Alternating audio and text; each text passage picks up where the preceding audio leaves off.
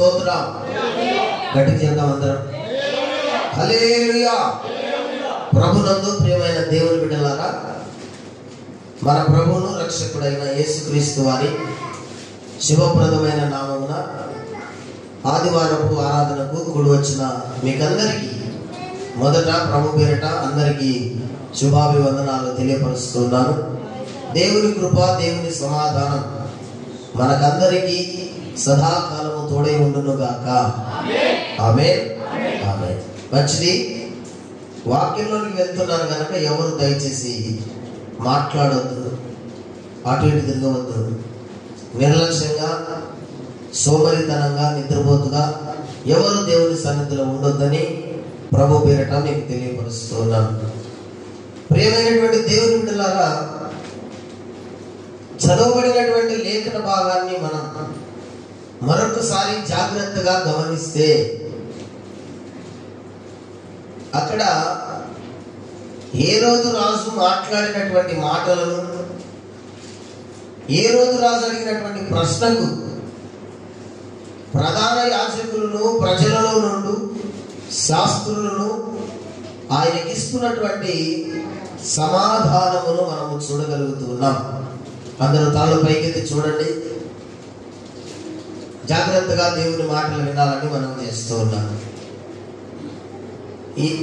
యేసుక్రీస్తు పుట్టిన పిమ్మట తూర్పు దేశపు జ్ఞానులు యెరూషలేముకు వచ్చి యూదుల రాజుగా పుట్టినవాడు ఎక్కడున్నాడు, మేము ఆయనను పూజించడానికి వచ్చాం, ఆయన నక్షత్రాన్ని చూసి మేము వచ్చాము అని వారు యూదుల రాజు అయిన హేరోదుకు సమాధానం చెప్తున్నట్టుగా మనం చూస్తున్నాం. ప్రియమైన దేవుని బిడ్డలారా, ఆ మాట వినటువంటి వెంటనే రాజు అలాగే యెరూషలేములో ఉన్నటువంటి ప్రజలందరూ కూడా కలవరపడ్డారు అని రాయబడింది. హేరోదు రాజు ఈ సంగతి వినినప్పుడు అతడును అతనితో కూడా యెరూషలేము వారందరూ ఏం పడిరి? కలవరపడిరి, ఆశ్చర్యపడిరి, భయపడిరి, విస్మయం పొందిరి అని మనము ఎన్ని విధానాలుగానైనా దాన్ని చెప్పుకోవచ్చు.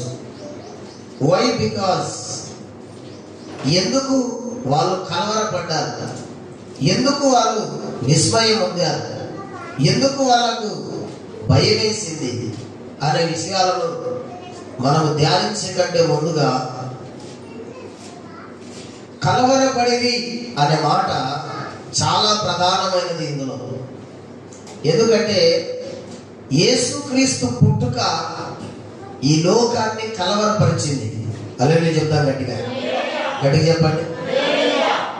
యేసు ప్రభు వారి పుట్టుక ఈ లోకాన్ని కలవరపరిచింది.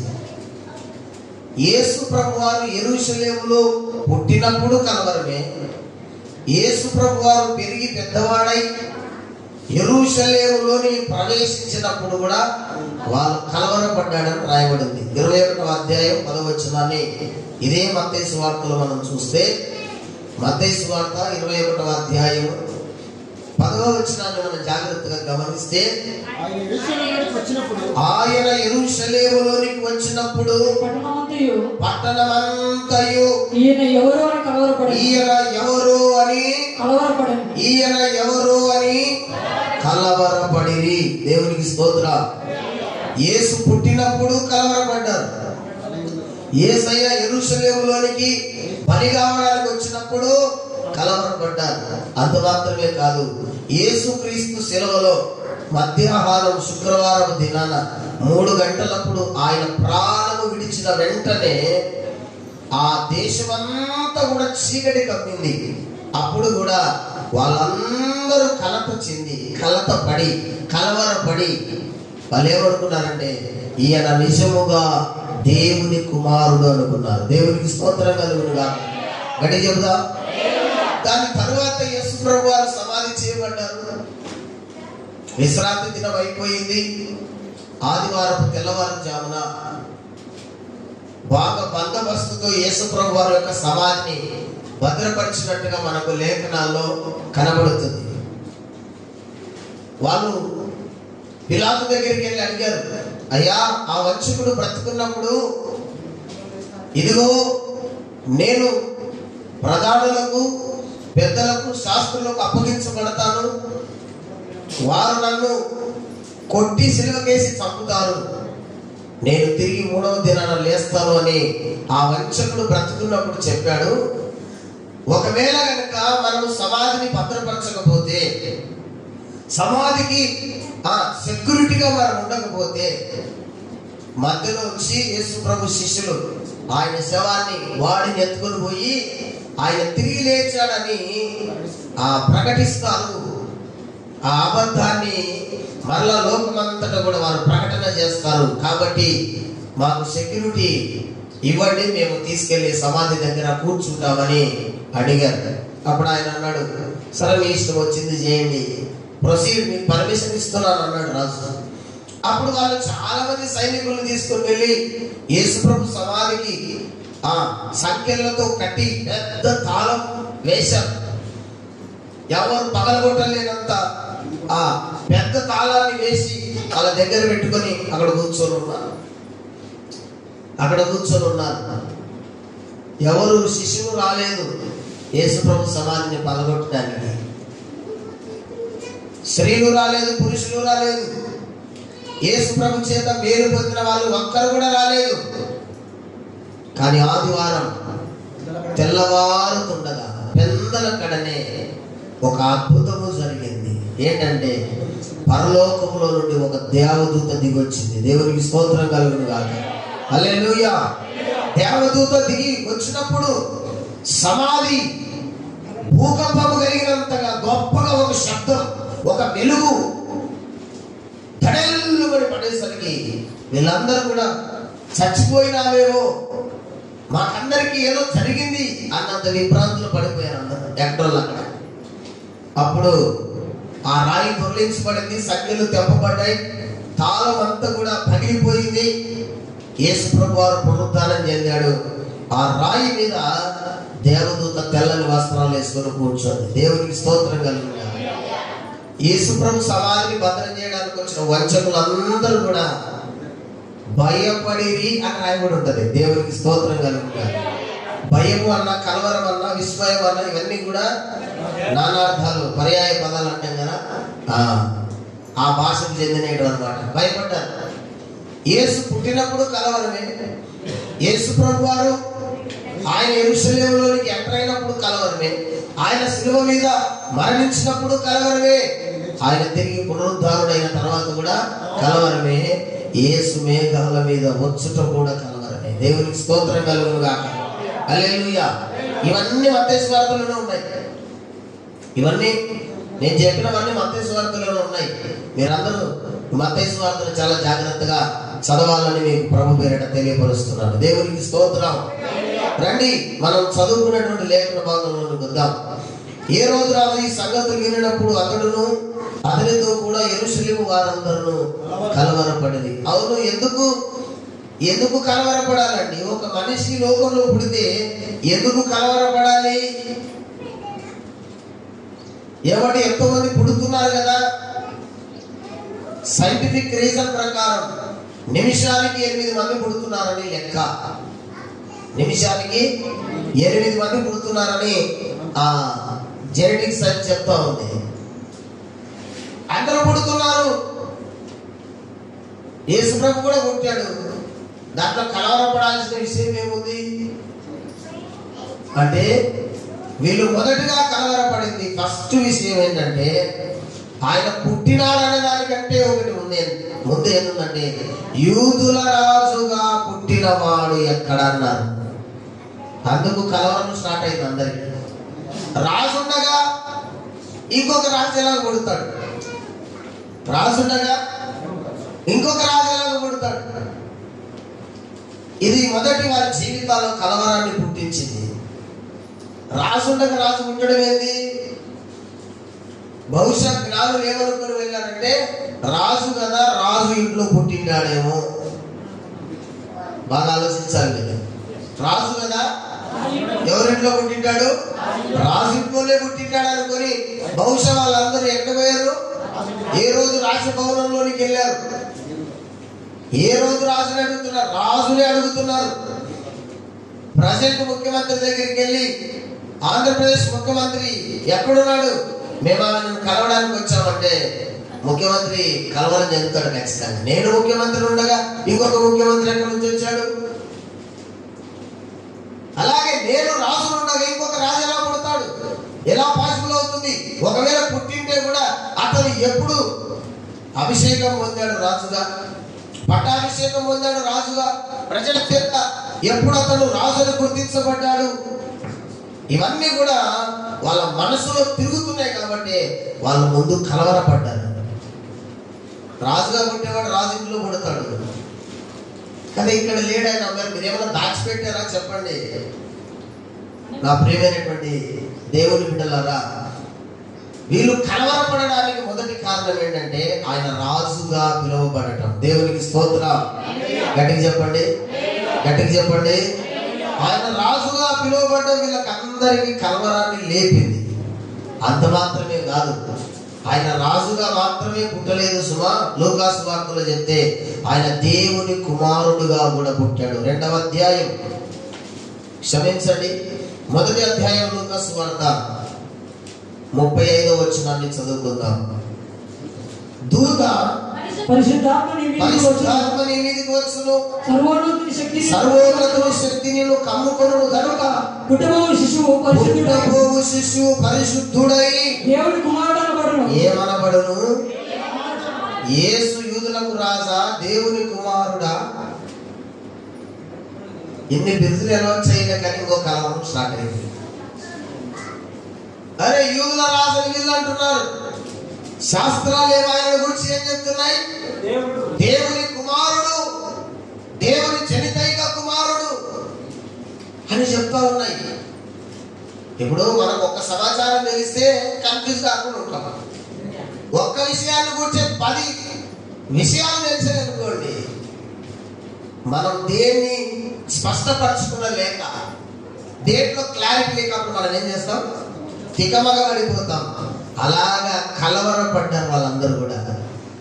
ఈమె అడుగుతూ ఇలాగ చెప్పి దేవదూతనేమో మరేమో ఇలాగ చెప్పింది. కానీ యోహాను సువార్తలోకి వస్తే, యోహాను సువార్తలో సమరయ ఊరి వాళ్ళు ఏం చెప్తున్నారో చూద్దాం ఒకసారి.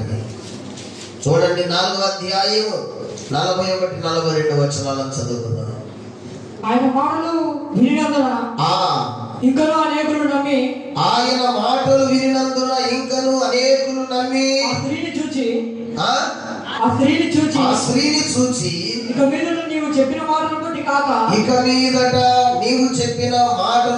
కాక మా మట్టుకు మేమే విని ఈయన నిజముగా లోక రక్షకుడని. ఇక్కడ ఇంకో పేరు వచ్చింది. ఇక్కడ ఇంకొక ఆడనేమో యూదుల రాజు అన్నారు, ఈడికొచ్చేమో దేవుని కుమారుడు అన్నారు, ఇక్కడేనేమో లోకరక్షకుడు. దేవునికి స్తోత్రం కలుగును గాక. ఈ మాటలన్నీ, ఈ సంగతులన్నీ ఒక్కరి కూర్చొని వాళ్ళకు కలవరం స్టార్ట్ అయింది. వాళ్ళే కాదు, యెరూషలేములో ఉన్న వాళ్ళకి అందరికీ కూడా కలవరం స్టార్ట్ అయింది. ఒక్క మనిషి రాజు ఎప్పుడయ్యాడు, ఒక్క మనిషి దేవుని కుమారుడు ఎప్పుడయ్యాడు, ఒక మనిషే లోకరక్షకుడు ఎప్పుడయ్యాడు అనే కలవరం అందరిలో ఉంది ప్రియులారా. ఇదే మాట అపోస్తలుడైన యోహాను కూడా మొదటి పత్రికలో చెప్తాడు. మీరు కలవరపడద్దు, వాక్యం మిస్ అయిపోతారు, అది గుర్తుపెట్టుకోండి. 4వ అధ్యాయం 14 వచనం, మొదటి యోహాను పత్రిక 4:14. మరియు తండ్రి తన కుమారుణ్ణి లోకరక్షకుడిగా ఉండుటకు పంపి ఉండుట మేము చూచి సాక్ష్యమిచ్చుచున్నాము. దేవునికి స్తోత్రం. ఇప్పుడు బాగా వినండి. యూదుల రాజుగా పుట్టిన వాడు ఎక్కడున్నాడు? మేము ఆయన నక్షత్రములు చూచి వచ్చింది అని చెప్పిన ఎవరు? మీరా? అనకండి. ఎవరు? తూర్పు దేశపు జ్ఞానులు. ఈయన దేవుని కుమారుడు అని చెప్పింది ఎవరు? పరలోకం నుంచి వచ్చిన ఏ దేవదూత? గబ్రియేల్ అనే దేవదూత. మంచిది. నీ మాటలను బట్టి కాక మమ్మల్ని మేము మా మట్టుకు మేమే తెలుసుకున్నాం ఈయన లోకరక్షకుడు అని చెప్పింది ఎవరు? అన్యజనులు. ఎవరు వాళ్ళు? సమరయులు అంటే ఎవరు? అన్యజనులు. ఇక్కడ పత్రికలో చెప్తున్నాడు, తండ్రి తన కుమారుని లోకరక్షకునిగా ఉండుటకై పంపి ఉన్నాడని మేము చూసి సాక్ష్యం ఇచ్చుచున్నామని చెప్పింది ఎవరు? అపోస్తలులు. దేవునికి స్తోత్రం. సమాధానం తెలిసినా తెలియకపోయినా నువ్వు తెచ్చి గట్టిగా చెప్పాలి. ఇది నేర్చుకోవాలి ఫస్ట్. అప్పైతే దిద్దుకుందాం, కానీ ముందు చెప్పడం నేర్చుకోవాలా. స్కూళ్ళలో సార్ వాళ్ళు అదే చెప్తుంది, మాకు ముందు తప్పు రైట్ ముందు చెప్పడం నేను సార్ తర్వాత చూద్దాం. ధైర్యంగా ఎప్పుడైతే నువ్వు చెప్పడానికి ప్రయత్నం చేస్తావో పరిశుద్ధాత్మ దేవుడు నీ నోటికి మాటలు అందిస్తాడు. దేవునికి స్తోత్రం. చెప్పండి. మొదట చెప్పింది ఎవరు? ఈయన యూదుల రాజని జ్ఞానులు. రెండవ దేవుని కుమారుడు అని చెప్పింది ఎవరు? ఆ పరలోకం నుంచి వచ్చిన దేవుని దూత అయిన గబ్రియేలు. మూడు, ఈయన లోకరక్షకుడని అన్యజనులు సమరయ పట్టణములో ఉన్నటువంటి వారు. ఇక్కడ లాస్ట్ చివరిలో దేవుడు తన కుమారుని లోకరక్షకునిగా ఉండుటకై పంపి ఉన్నాడు అని నమ్మి విశ్వసించి చూసి సాక్షులుగా మారిన వారు ఎవరు? అపోస్తలులు. దేవునికి స్తోత్రం. ఈ మాటలన్నీ హేరోదు రాజుని యెరూషలేములో ఉన్న ప్రజలను ఇప్పుడు ప్రపంచాన్ని కలవర పెడుతున్నాయి. దేవునికి స్తోత్రం కలుగును. నన్ను అడిగి ఇప్పుడు సెన్సేషనల్ ఏంటో తెలుసా? సెన్సేషనల్ ఏంటో తెలుసా? యేసు ప్రభు సంగతే ఇప్పుడు మీడియాలో సెన్సేషనల్. దేవునికి స్తోత్రం కలుగునుగా. ఎందుకు అంటే ఆయన సెన్సేషనల్ కాబట్టి. చెప్పండి హల్లెలూయా, హల్లెలూయా. ఏ రోజు రాజు తలగొట్టుకున్నట్టు భారతదేశంలో ఉన్న వాళ్ళు మతాలలో, కులాలలో, జాతుల్లో ఇరుక్కుపోయినటువంటి వారు తలగొట్టుకుంటున్నారు. ఈ యేసు ఎవరు నాయన? యేసు ఎవరు బాబు అని కదా. సోషల్ మీడియాలో మీరు చూడండి, ప్రతిరోజు యేసుక్రీస్తు గురించి ఎక్కువ సమాచారం మోగుతుంది. ఎందుకో తెలుసా? అంత్య దినములలో యేసుక్రీస్తును గూర్చినటువంటి మాటలు ప్రపంచమంతా వినబడతాయి. దేవునికి స్తోత్రం కలుగునుగా. హల్లెలూయా.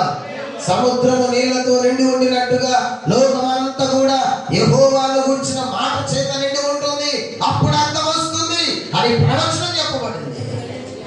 నెరవేరాలి కదా. మరి యేసు ప్రభు గురించి తెలియనివాడు కూడా యేసు ప్రభు గురించే మాట్లాడుతున్నాడు. ఎందుకంటే న్యాయపీఠం ముందు నిలబడినప్పుడు నాకు తెలియదు నువ్వు రక్షకుడు అని చెప్పడానికి వారికి ఛాన్స్ ఇయ్యడు ఆయన. తెలియక చేస్తే తప్పు, తెలిసి చేస్తే నేరం. క్రైమ్ అవుతున్నది. క్రైమ్ చేసిన వారికి శిక్ష పడాల్సిందే. తప్పు చేసిన వారికి ఏం పడాలి? చెప్పండి ఖచ్చితంగా. ఏం పడాలి? తెలియకుండా చేసింది అయ్యా, తెలియక చేసిన వారికి క్షమించండి అంటే నువ్వైనా నేనైనా క్షమిస్తాం. నువ్వైనా నేనైనా క్షమిస్తాం. ఏం మీకు ముందు గుర్తుండవు అవన్నీ? మధ్యలో చాలా డిస్టర్బెన్స్ చేస్తాం. గట్టిగా చెప్పండి, గట్టిగా చెప్పండి కదండి. తెలియక చేస్తే కనికరం చూస్తారు. ఏదో తెలియక చేసినాడు అంటున్నాడు, సరే వదిలేదు, సరే వదిలేదు. ఈసారి కనుక అదే తప్పు మరలా చేస్తే ఖచ్చితంగా ఈ కథ ఉంటుంది అని చెప్తా. పౌలు కూడా అంటాడు, తెలియక చేసింది కనుక కనికరింపబడి తిని. దేవునికి స్తోత్రం చెప్పండి. తెలియక చేస్తే దేవుడు నిన్ను క్షమిస్తాడు. తెలియక పాపములు, తెలియక లోకములు, తెలియక సాతాను చేతులు నువ్వు ఇరుక్కొని పోయినావు, నీకు తెలియదు. దేవుడు నిన్ను క్షమించి అక్కడి నుంచి విడిపిస్తాడు. తెలిసిపోయి పడ్డావు అనుకో, రాసి పెట్టుకొని న్యాయపీఠం ముందుకు వచ్చిన తర్వాత గద్దిస్తాడు, శిక్షిస్తాడు. అది మనం గుర్తుపెట్టుకోవాలి. దేవునికి స్తోత్రం కలుగునుగా. ఈ మాటలన్నీ రాజును, యెరూషలేములో ఉన్న ప్రజలను, అసలు యెరూషలేము దేశమే కలవరపడింది. ఇప్పుడు ప్రపంచమే కలవరపడుతుంది. యేసు ఎవరు? ఎప్పుడు పుట్టాడు? ఎక్కడ పెరిగాడు? ఒకప్పుడు యేసుక్రీస్తుని గురించి మాట్లాడుకొని వారందరూ కూడా ఇప్పుడు యేసుని గురించి మాట్లాడుతున్నారు. యేసు ప్రభు ఆనవాళ్ళు భారతదేశంలో లేవు. ఆయన భారతదేశానికి దేవుడు ఎందుకు అవుతాడు?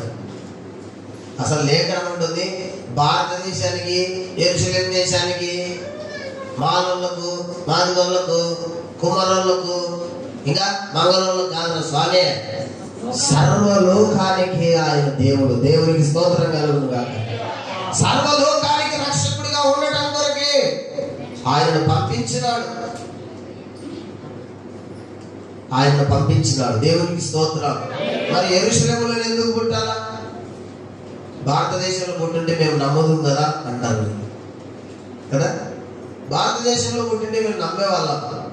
భారతదేశంలో పుట్టలేదు కాబట్టి మేము నమ్మం.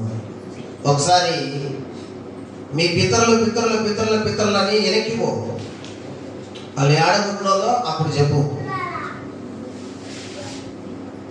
ఎవడు భారతీయుల్లో ఈడ పుట్టినోళ్ళు కాదు మన పితరులందరూ కూడా. అసలు స్టార్టింగ్ ఎక్కడి నుంచి వచ్చింది?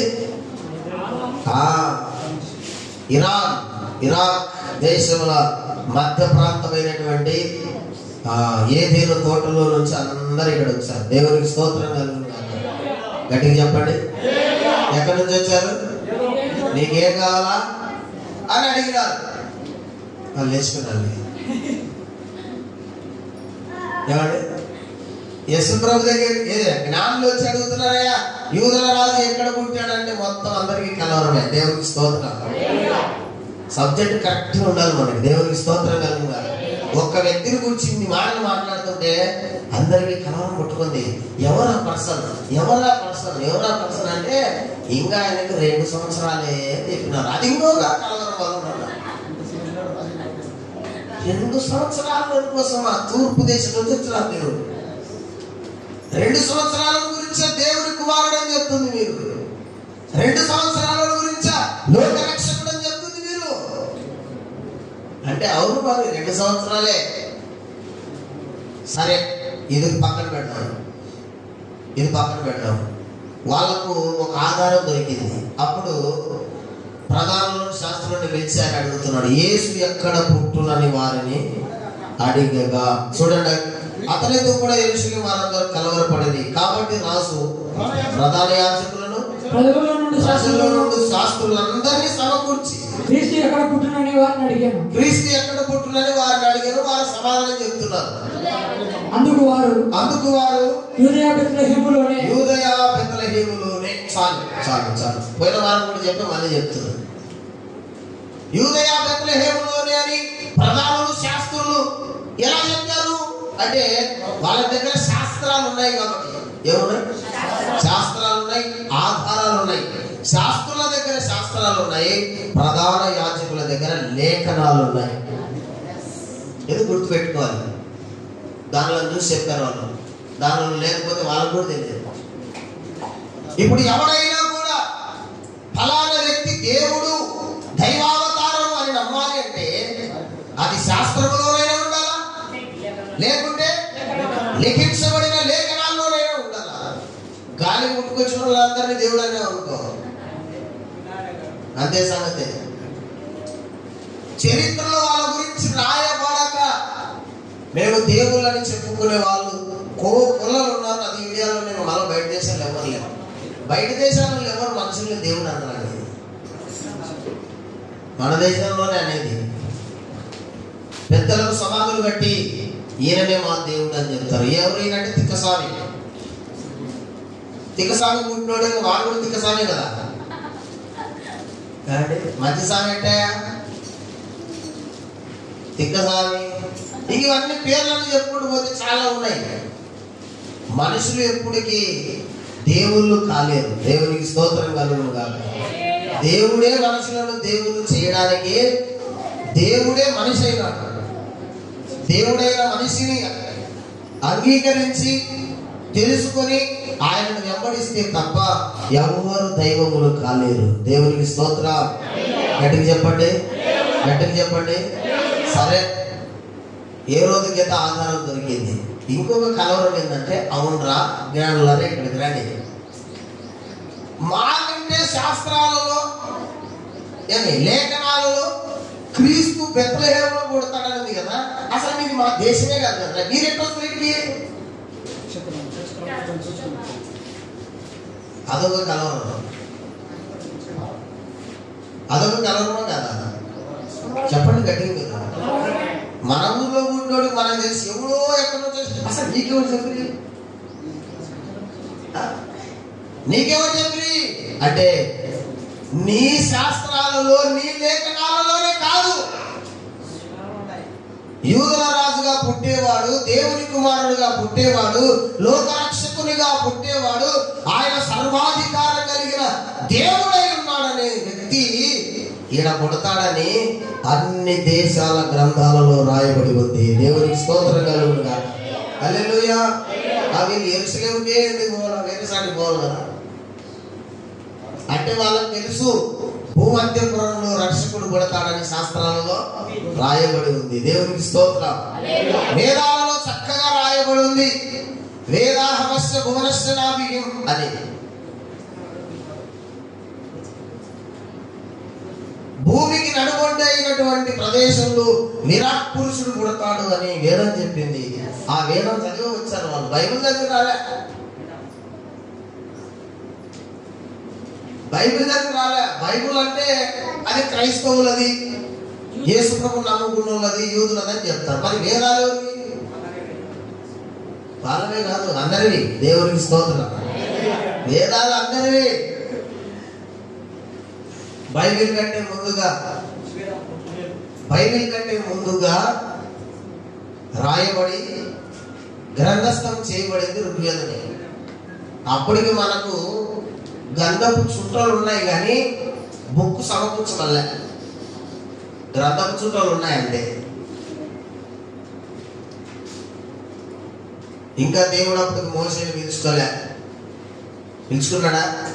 మోసే ఎక్కడొచ్చినాడు? మీ ఊర్లో వచ్చినాడు కదా. మోసే నిర్గమకాండంలో వచ్చాడు. దేశాలు ఎప్పుడు చల్ల చెదరయ్యాయి? ఆది కాండంలో 11వ అధ్యాయంలో చల్ల చెదరయ్యాయి. ఇక అసలు అబ్రాహామే పుట్టలే, అబ్రహాం నుంచి ఇస్సాకే పుట్టలే, ఇస్సాకు నుంచి యాకోబే పుట్టలే, యాకోబు నుంచి 12 గోత్రాలే రాలే, ఇశ్రాయేలుగా మారలే, వాళ్ళకు పెద్ద జనాంగమే పుట్టలే, వాళ్ళు ఐగుప్తుకే పోలే, ఐగుప్తు వాళ్ళు పోకముందే దేవుడు మోసేని పిలుచుకోలే. అప్పటికే ఋగ్వేదం రాయబడింది. అది కదా విషయం. చాలా మంది క్రైస్తవులు తెలియదు ఏమనుకుంటున్నారంటే మన గ్రంథాన్ని తక్కువ చేసి మాట, తక్కువ చేసి కాదు, ముందు రాయబడినంత మాత్రాన అది గొప్పదని చెప్పుకోవద్దు. ముందు పుట్టినంత మాత్రాన గొప్పలు ఎవరు కాదు. ముందు పుట్టిన కన్నా ఎరగబుట్టాడు గొప్పడు అవుతున్నాడు. దేవునికి స్తోత్రం. అది కాదు, ముందు వచ్చిందే ఎరగ వచ్చిందే కాదు, అసలు దానిలో ఏముంది సమాచారం. పెద్దోడు పుట్టాడు, వాడు తాడి చెట్టు పెరిగాడు కానీ నిధుడు లేదు వాడికి. వాడు వెనక 10 సంవత్సరాలకు వాడు పుట్టాడు. వాడు బుడ్డల పురుషకాయ ఎంతున్నాడు. ఎంత బుడ్డల పురుషకాయ చూడు, చిన్నగా ఎంతున్నాడు. కానీ వానికి మాత్రం తలకాయనే తెలియదు ఉంది. వీడు ప్రయోజకుడు మీరే చెప్పండి. కష్టపడినది వాడే ప్రయోజకుడు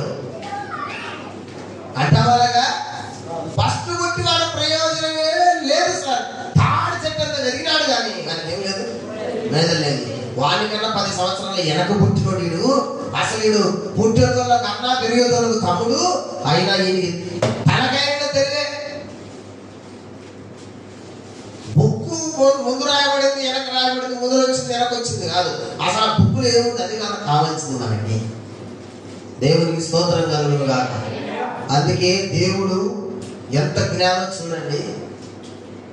ఆయన మోసేకు నిబంధన పలకలు ఇవ్వకముందే వేదాలు భారతదేశంలో అనేక మంది పుణ్య పురుషులు లెక్కిస్తున్నప్పుడు వారి ఆలోచనలో దేవుని ఆలోచనలు కలిపి భవిష్యత్తులో రక్షకుని జీవితంలో నెరవేరబోయే ప్రవచనాలన్నీ రాసి పెట్టాడు. దేవునికి స్తోత్రం కలుగును గాక. అద్భుతం, మహా అద్భుతం ఏమండి. కానీ ఇప్పుడు ప్రపంచం అంతా కలవరపడుతుంది. యేసు ప్రభువు మా ఊరే కాదు, మా దేశమే కాదు. వాళ్ళు కూడా అంటే అనుకున్నారు, ఒరే సరేరా మాకంటే శాస్త్రాలు లేఖనాలు ఆధారాలు దొరికినాయి, మీరేంటి వస్తుంది అంటే వాళ్ళు చెప్తున్నారయ్యా, నీ శాస్త్రాలలో నీ లేఖనాలలో నీకు ఆధారాలు ఎలా ఉన్నాయో, నీకేమో ఊరి పేరు చెప్పబడింది, కన్యకకు పుడతాడని చెప్పబడింది కదా, అవన్నీ మా దాంట్లో కూడా చెప్పబడ్డాయి. దేవుడికి స్తోత్రం కలిగిన. అంత మాత్రమే కాదు, ఆయన పుట్టినప్పుడు నక్షత్రం ఉదయిస్తుందని కూడా మా గురువులు బోధించిపోయినారు. దాన్ని బట్టినే వచ్చాం అనేసరికి అందరిలో కలవరము స్టార్ట్ అయిపోయింది. దేవుడికి స్తోత్రం కలుగును గాక. సరే, ఇప్పుడు అసలు సబ్జెక్టులోకి వద్దాం. రాజు ఏమంటున్నాడంటే, అసలు యూదుల రాజుగా పుట్టినవాడు ఎక్కడ? ఇది మొదటి ప్రశ్న మనకి. పోయిన వారు ఏం చెప్పుకున్నాం మనం? హోంవర్క్ ఏమి ఇచ్చాం? ఎక్కడ పుడతాడు, ఎప్పుడు పుడతాడు, ఎలా పుడతాడు, ఎందుకు పుడతాడు, ఈ 4 విషయాలు వచ్చే వారం ధ్యానం చేద్దామన్నా చెప్పాను కదా. ఇప్పుడు అవే ధ్యానం చేస్తున్నాం. దేవునికి స్తోత్రం కలుగును గాక. గట్టిగా చెప్పండి. ఎక్కడ పుడతాడు అని అడిగారు వాళ్ళు. అడగగానే వాళ్ళు శాస్త్రాల్లో ఉన్నటువంటి సమాధానాలు కూడా ఇచ్చారు. ప్రియమైన దేవుని బిడ్డలారా, వాళ్ళు చెప్తున్నారు 5వ వచనంలో, అందుకు వారు యూదయ బెత్లెహేములోనే, ఎలా అనగా యూదా దేశము బెత్లెహేమ, నీవు యూదా ప్రధానులలో ఎంత మాత్రము అల్పమైన దానవు కావు, ఇశ్రాయేలును నా ప్రజలను పరిపాలించు అధిపతి నీలో నుండి వచ్చునని ప్రవక్త ద్వారా రాయబడి ఉంది అనేది. ఏ ప్రవక్త? మీకా ప్రవక్త 5వ అధ్యాయం 2వ వచనంలో యేసు ప్రభువు వారు పుట్టక ముందే 500 సంవత్సరాల ఎడమ ఆయన ప్రవచించినాడు దీన్ని కదా. మీకా గ్రంథం 5వ అధ్యాయం 2వ వచనంలో మీరు చూస్తే, మీకా గ్రంథం 5:2, బెత్లెహేము ఎఫ్రాతా, ముందు చదవాలి తర్వాత రాసుకోవాలి. ఎన్నోసార్లు చెప్పినాను నేను మీకు. కుటుంబంలో నీవు స్వల్పమైన గ్రామము, బెత్లెహేము ఎఫ్రాతా, యూదావారి కుటుంబములో నీవు స్వల్ప గ్రామమైనను, నా కొరకు ఇశ్రాయేలీయులను ఏలబోవాడు, అది నా కొరకు ఇశ్రాయేలీయులను ఏలబోవాడు నీలో నుండి వచ్చును, నీలో నుండే వస్తాడు. దేవునికి స్తోత్రం కలుగును గాక. హల్లెలూయా. వారికి రాజుకు వాళ్ళు లేఖనాలు ఎత్తి శాస్త్రాలలో రాయబడినటువంటి సంగతులను గురించి రాజుకు జ్ఞాపకం చేస్తున్నారు. రాజా, మన ప్రవక్తలలో ఒకడైనటువంటి మీకా యేసు ప్రభు వారు పుట్టక ముందు 500 సంవత్సరాల క్రితమే ఇలా ప్రవచించినాడు. ఏమని ప్రవచించినాడు అంటే, యూదా ఎఫ్రాతా, బెత్లెహేము ఎఫ్రాతా, యూదా వారి కుటుంబంలో ఎంత మాత్రము స్వల్పమైన దానం కావు. అంటే అర్థం ఏంటో తెలుసా? యూదా దేశంలో బెత్లెహేము అనేది చాలా ఎవరికి, ప్రేమ దేవుని బిడ్డలారా, ఎవరికి కూడా గుర్తింపు లేని పట్టణం. ఏదో చిన్నది పల్లెటూరు. అట్లాంటి పల్లెటూరు నుంచి వచ్చినాడంటే ఎవరైనా యాక్సెప్ట్ చేస్తారా? వస్తాడంటే కూడా యాక్సెప్ట్ చేస్తారా? కదండి. మనము చరిత్రను చూస్తే పెద్ద పెద్ద నాయకులందరూ కూడా పల్లెటూరులో పుట్టిన వాళ్ళే, పల్లెటూరులో పుట్టిన వాళ్ళే, పల్లెటూరులోంచి వచ్చిన వాళ్ళు. ఇప్పుడు ప్రస్తుతం మన సీఎం ఎవరు? మన సీఎంది కుప్పం దగ్గర నారవారి పల్లె. మన కర్ణాటక ఏం తెలియదు కదా. పింఛన్ ఇస్తే తీసుకుంటాం, బియ్యం ఇస్తే తీసుకుంటాం, అంతకు మించి మనకేమొద్దు కదా. మన అవసరం తిరిగితే సారండి, వేరే దానితో మనకేం పడుతుందండి. అంతేనా? తెలుసుకొని ఉండాలి. మన మాజీ సీఎం జగన్మోహన్ రెడ్డి గారి దేవుడు కడప జిల్లా పులివెందుల కదా. తెలుసుకోవాలి ఇవన్నీ కూడా. దేవునికి స్తోత్రం కలుగును గాక. పెద్ద పెద్ద వాళ్ళందరూ కూడా అసలు మన నంద్యాలకు ఒక పెద్ద చరిత్ర ఉంది. ఏం చరిత్ర ఉంది? నీలం సంజీవరెడ్డి గారిని తలుచుకుంటే ఆయన ఎవరు అసలు పొలిటికల్లో? పివి నరసింహారావు కదా. ఆయన ఎవరు పొలిటికల్ గా? చరిత్రలో ఆయనకు ఒక చరిత్ర ఉంది. ఎవరైనా చెప్పండి, చెప్పండి. తెలియదా? తెలుగులో మొదటి ప్రధాని, మన నంద్యాల వాస్తవ్యుడు అంత పెద్ద పోస్ట్ చేశాడు ఆ కాలంలో. అది కూడా దక్షిణాది ప్రాంతాల్లోంచి పోయి చేశాడు. మనం ఊరికే ఉండకూడదు, ఏదో ఊరికి ఆడవారికి తెలుసుకొని అయింత తెలుసుకొని అట్లా ఉండకూడదు. దేవునికి స్తోత్రం కలుగుగా. హల్లెలూయా. సరే, ప్రస్తుతం ఇప్పుడు మన పార్లమెంట్ ఎమ్మెల్యే ఉంది. ఎవరు? శ్రీమతి గౌరీ చరితారెడ్డి. ఆమె దేవుడు ఆయన చెప్పినాడు కరెక్ట్ గా. నందికొట్కూరు మండలం ముచ్చుమారి గ్రామం. మీరన్నీ ఎవరో చెప్పండి, అది కూడా మర్చిపోయినా. మీరు ఎక్కడ పుట్టారో చెప్పండి, అది కూడా మర్చితే. ఒకసారి అంట ఒక కథ ఉంది. ఈగ అంట ఇల్లు అనుకుంటా పేరు మర్చిపోయిందట. అట్టుంది నీ సంగతి అంతా. ఈగ ఇల్లు అనుకుంటా పేరు మర్చిపోయి ఊళ్ళో అడుగుతుందట, నా పేరేంది. అట్లా మనకు కూడా దేవుని గురించి కానీ లోకముల గురించి కానీ సమాచారం తెలియకుండా మన పరిస్థితి కూడా అంతే. మోషే ఐగుప్తు సకల విద్యల్లో ప్రావీణ్యుడు. దేవునికి స్తోత్రం. మనకెందుకు అనుకోకూడదు, సమాచారం తెలుసుకొని ఉండాలి. ప్రతి దాని గురించిన సమాచారం మనకు తెలిసి ఉండాలి. అందుకే పేపర్లు చదవాలి, అందుకే న్యూస్ చదవాలి, అందుకే న్యూస్ వినాలి. అట్లా గుర్తుపెట్టుకో. సమాచారం అంతా కూడా మన దగ్గర ఎప్పటికీ స్టోరేజ్ గా ఉండాలి. దేవునికి స్తోత్రం. ఇప్పుడు యేసుక్రీస్తు గురించి తప్ప మిగతా ఎవరి గురించి తెలియదు కాబట్టి మనకి ఎందుకండి వేదాలు, ఖురాను, భగవద్గీత అవి ఎందుకండి మన క్రైస్తవులు అంటే మనం బైబిల్ కూడా పట్టుకుంటే చాలండి అనేటోళ్ళు కూడా లేచినారు పైకి. సబ్జెక్టు లేనుడు మరి ఏం చెప్తాం మనం? మనకి మోసే గుర్తుండడం లేదు. మనకి ఐగుప్తు సకల విద్యలు మోసేకి రాని విద్యనే లేదు. ఐగుప్తు దేశం ఎంత సుసంపన్నమైనటువంటి, అప్పుడు అగ్రరాజ్యం అది. దేశాలనల్లా పరిపాలించి చేతులు పెట్టుకుంది. ఇప్పుడు అమెరికా ఎలా అగ్రరాజ్యమో అప్పుడు ఐగుప్తే అన్ని దేశాలకు అగ్రరాజ్యం. అలాంటి రాజ్యం యొక్క సర్వ విద్యలు అన్ని నేర్చుకున్నాడు ఆయన. అన్ని తెలుసు మోసే. కొట్టేది కూడా తెలుసు, అందుకే ఊరిని కొట్టి చంపాడు. ఒక్క దెబ్బతో ఎలా కొట్టాలో కూడా నేర్చుకుని ఉండొచ్చు నన్ను అడిగితే బహుశా. మరో దెబ్బ కొట్టలేక ఒక్క దెబ్బ కొట్టి ఒక్కటే దెబ్బకు ఒక మనిషి చనిపోతాడండి. అది కూడా చేతి కొడితే. అంటే చేతితో కూడా ఒక మనిషిని ఎలా కొడితే ఒక్కటే దెబ్బకు చచ్చిపోతాడు, అది కూడా నేర్చుకున్నాడు. అదొక విద్య. అందుకే కరాటే నేర్చుకుంటారు. ఎందుకు నేర్చుకుంటారు? బాక్సింగ్ నేర్చుకుంటారు కదా. ఇవన్నీ కూడా అన్ని విద్యలు, ఇవన్నీ కూడా అన్ని విద్యలు మనం అభ్యసించాలి, తెలుసుకోవాలి. దానిలో గురించిన సమాచారం మన దగ్గర తప్పకుండా ఉండాలి. దేవునికి స్తోత్రం. క్రైస్తవునికి తెలియదు అనే సమాచారం ఏది ఉండకూడదు. సమస్తము ఎరిగిన వారమై ఉండాలి మనం. దేవునికి స్తోత్రం. పరిశుద్ధాత్మ దేవునికి సమస్తము తెలుసు, ఆయన సమస్తము బోధిస్తాడు. దేవునికి స్తోత్రం. నన్ను ఒక దైవ సేవకు నాకు అంటున్న మాట ఏంటంటే, ఓఫీర్ గారికి ఎంత జ్ఞానం ఇచ్చినాడంటే దేవుడు.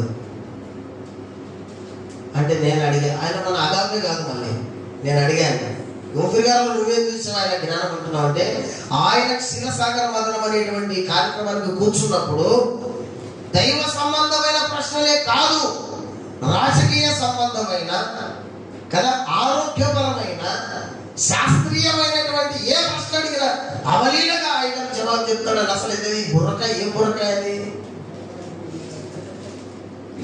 మోసే బుర్రకాయ మరి. దేవునికి స్తోత్రం కలుగుతుంది. మనం అన్ని సొరకాయలే. దేవునికి స్తోత్రం కలుగుతుంది. మీకు కావలసిన ప్రశ్న అడగండి అయ్యగారిని. నాకు తెలియదులే బాబు, మళ్ళీ చెప్తాననే సబ్జెక్ట్ ఏమైనా ఉంటుందా? అట్లాంటిది ఒక్కసారి ఎదురైంది. అసలు మొత్తం మన కార్యక్రమాల్లో ఇంతవరకు ఏ సేవకుడు కూడా సమాధానం ఇవ్వలేని లోక సంబంధమైన ప్రశ్నలకు కూడా అయ్యగారి నిర్వచనం చెప్పారు. అసలు లోకస్తులకే తెలియని సంగతులు ఆయన చెప్తున్నాడు. ఎవరు చెప్పారు నాకు? పరిశుద్ధాత్మ దేవుడు బోధించినాడు. దేవునికి స్తోత్రం కలుగుతుంది. సర్వసత్యంలోనికే కాదు, ఆయన మనకు సర్వాన్ని నేర్పిస్తాడు. ఆయన సకల విద్యలు నేర్పిస్తాడు ఆయన, చూపిస్తాడు ఆయన. చూడాలి, తెలుసుకోవాలి, నేర్చుకోవాలి. ఎవరైనా ఎప్పుడైనా నిన్ను ప్రశ్న అడిగితే నిన్ను హేతువులకు ప్రతివానికి భయముతోను సాత్వికముతోను సమాధానం చెప్పుటకు ఎల్లప్పుడు నువ్వు ఎట్లుండాలంట? సిద్ధంగా ఉండాలి. నాకు తెలియదులే, మా పాస్టర్ని అడుగొస్తా, నాకు తెలియదులే, మా గురువుని అడుగొస్తా, మాకు తెలియదు, నువ్వుని అడుగొస్తాం. ఇట్లాంటి పరిస్థితుల్లో విశ్వాసం ఎప్పటికీ ఉండకూడదు. దేవునికి స్తోత్రం కలిగి ఉండాలి. హల్లెలూయా. ఆ ప్రశ్న అడిగినప్పుడు మీరు ఎలాంటి సమాధానం ఇస్తాడో, ఆ ప్రశ్న అడిగినప్పుడు నువ్వు ఎవరిస్తున్నా నీ దైవజనుడు ఎలాంటి సమాధానం ఇస్తాడో నువ్వు కూడా అలాంటి సమాధానం ఇచ్చే స్థితిలో నువ్వు ఉండాలి. అది భక్తి జీవితం అంటే. సాధన చేయడం అంటే అది. యేసును చూసి యేసులాగా ఉండాలని సాధన చేయాలి. అంటే నడివెత్తల పాపడు తీసి తెల్ల బట్టలు వేసుకొని అతనా? అది కాదు. యేసు ప్రభు వారికి ఉన్న జ్ఞానం, యేసు ప్రభు వారి బోధ, యేసు ప్రభు వారి ప్రవర్తన కదా, టోటల్ యాటిట్యూడ్స్. యేసు ప్రభు వారు ఫలానా విషయంలో ఎలాగ స్పందించినాడో నువ్వు నేను అలాగ స్పందించాలి. అదే భక్తి సాధన అంటే. నేను మీ వంటి వాడనైతుంది కనుక యేసు ప్రభు వారు మానవుని అవతారం ఎత్తింది. ఎందుకంటే ప్రేమ దేవుని పెట్టారా, మానవుడు ఎలా ఉంటాడో సర్వం ఆయన చూశాడు, మొత్తం టోటల్. అందుకే మన బలహీనతల్లో ఆయన కూడా సమానమైన బలహీనతలు ఉన్నాయి, కానీ ఆయన పాపము చేయకుండా బ్రతికాడు. అది గ్రేట్. దేవునికి స్తోత్రం, దేవునికి స్తోత్రం చెప్పండి. హల్లెలూయా. మంచిది. ఎక్కడ పుడతాడంటే వాళ్ళకు ఉన్నటువంటి లేఖనాధారాలు చూపించి మరి చెప్పారు, అయ్యా యూదా బెత్లెహేములోనే పుడతాడు, ఆయన పుడతాడని మీకా గ్రంథకర్త ముందే రచించి పెట్టాడు. ఇదిగో కావాలంటే ఆధారాలు చూడంటే చూశాడు. చూసిన తర్వాత నన్ను అడిగి ఏ రోజు నాకు ఒక ప్రశ్న పుట్టింది. సరే పుడితే పుట్టినాడు కానీ ఎప్పుడు పుడతాడు అని లేఖనాలు చెప్తా ఉన్నాయి. అది కూడా కనుక్కున్నాడు. ఎప్పుడు పుడతాడు? పోయి నేను రాస్తూ ఉన్నప్పుడే పుట్టాలనా? పోయి నేను రాస్తూ ఉన్నప్పుడే పుట్టాలా? ఇంకో ఉన్నప్పుడు పుట్టింటే సరిపోయింది కదా. ఇక్కడ ఇంకొక ట్విస్ట్ చెప్పమంటారా మీకు? యూదులకు రాజులు ఎంతో మంది పుట్టారు, పుట్టలేదా? యూదులకు ఎంతమంది రాజు పుట్టలేదా? యేసు ప్రభు వారు యూదుల రాజులు పిలవడం ముందు యూదులకు రాజులే లేరా? వందల మంది ఉన్నారు.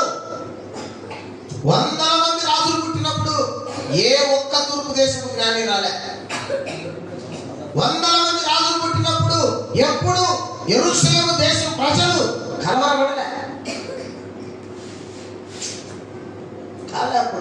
అప్పుడు జరగలేదు, ఇప్పుడు జరిగింది. అందుకే మొత్తం కలవరం. వాళ్ళు అందుకే అనుకుంటున్నారు రాజుల వంశాలలో పుట్టినప్పుడే జరగని ఈ పరిస్థితులు. ఆఫ్టర్ ఒక కుగ్రామంలో పుట్టాడు, అది కూడా ఒట్లవారి కుమారుడు. వాడే రాజవంశీకుడే కాదు కదా, ఒట్లవారి కుమారుడు కదా ఆయన. ఒట్లవారి ఇంట్లో పుట్టాడంట. అది కూడా పెళ్లి కాకముందే ప్రధానం చేయమన్నప్పుడే పుట్టాడంట. అని అందరూ కలవరపడ్డారు. దేవునికి స్తోత్రం కలుగునుగా. ప్రపంచంలో ఏ రాజు పుట్టినప్పుడు, దేవుళ్ళు దేవతలను పిలువబడిన వారు పుట్టినప్పుడు ఏ ఒక్క జ్ఞాని పోలే. నాదో ప్రశ్న, యేసు ప్రభు వారిని తృణీకరించే వారికి నాదొక ప్రశ్న. నీ దేశంలో ఆధారాలు ఉన్నాయి, నా దేవుడని చెప్పుకుంటున్న నీ దేవుడు పుట్టినప్పుడు ఎవరైనా జ్ఞానులు కానీ, సరే జ్ఞానులను పక్కన పెట్టలే, గొర్రెల కాపులను వచ్చినారా? సర్లే మన దేశంలో బరవులు కాసుకుని వచ్చాడా? వచ్చి ఇదిగో వేదాలలో రాయబడినటువంటి ప్రకారముగా పుట్టినటువంటి వాడు ఎక్కడున్నాడు? తిరుపతిలో ఉన్నాడా? శ్రీశైలంలో ఉన్నాడా అని అడిగినారు ఎవరు? చెప్పండి గట్టిగా. ఒక్కరిని అడిగినారు. అసలు అట్లా అడిగినట్టు చరిత్ర ఉందా? ఒక విచిత్రం ఏంటంటే దైవావతారం అని చెప్పుకున్నాడు పుట్టి దొంగతనం చేశాడంట. ఏమంటే దైవావతారం అని చెప్పుకున్నాడు, పుట్టి మోసాలు చేసినాడు. ఇట్లా దైవావతారాలు ఇలా జరుగుతాయి. అసలుకి నిజంగా చూడండి, యేసుప్రభు వారి చరిత్ర ఎంత గొప్పదో. అందుకే లోకమే కలవరపడింది. దేవునికి స్తోత్రం కలుగుతుంది. గట్టిగా చెప్పండి. మీరు కలవరపడద్దు, తొందరగా ముగిస్తుంది. హల్లెలూయా. సరే, ఎక్కడ పుడతాడు అనే దానికి ఆధారాలు ఉన్నాయి. మరి ఎప్పుడు పుడతాడు అంటే బైబిల్ స్పష్టంగా సెలవిచ్చింది ప్రియులారా, కాలము పరిపూర్ణమైనప్పుడు అని చెప్పాడు.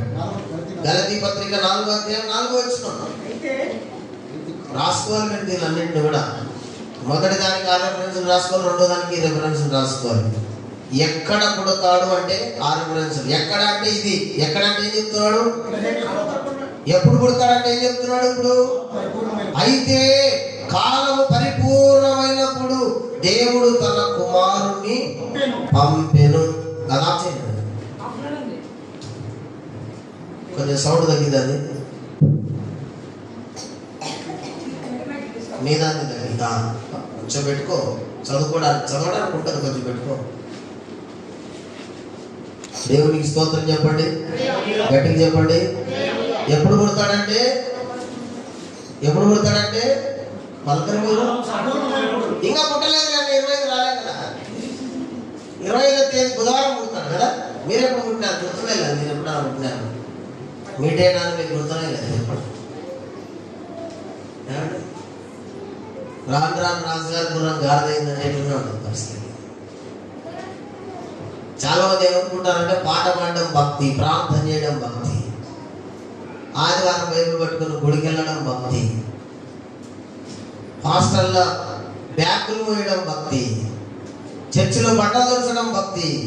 ఇవన్నీ పరలోకానికి తీసుకొని రావు. వాక్యమే నిన్ను పరలోకానికి తీసుకొస్తుంది. దేవునికి స్తోత్రం కలుగుగా. అంటే అవన్నీ చేయొద్దని కాదు, వీటిని మానక ప్రధానమైనది ఇది. వీటిని మానక వాటిని చేయాలి. వాక్యానికి లోబడితే అన్నిటికి లోబడతావు, ఇంకా దాంట్లో వేరే ఛాన్సే లేదు. కానీ శరీర సంబంధమైన వారికి లోబడిన వారు వాక్యానికి లోబడడం సుమైతే గుర్తుపెట్టుకోండి. లోబడినది 2 రోజులే. తిట్టుకుంటూ చేస్తుంటారు, పనులు అప్పగిస్తారు, చదువుకుంటూ చేస్తుంటారు, కొనుక్కుంటూ చేస్తుంటారు. నాకే చెప్పాలా, నేను ఒక్కనే ఉన్నానా, ఎవరు లేరా, మేమే చేయాలా,